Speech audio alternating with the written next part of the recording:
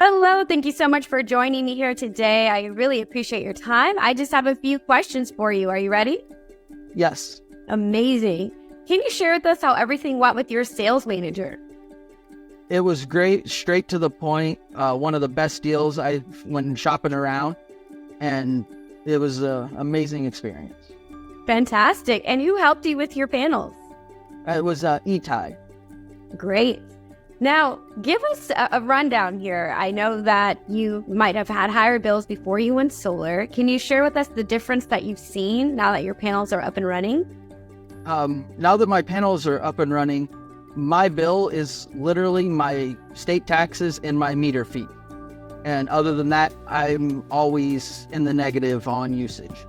That's fantastic. And what was your bill like before going solar?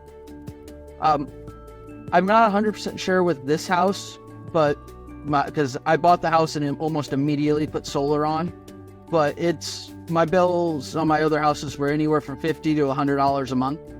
Great. That's fantastic that you're now in the negative. And can you share with us if you would recommend your friends or family members to go solar after your experience? Yes, I would, especially if you're heavy on your electronics. And the even better thing is when you start pushing to a full electric house.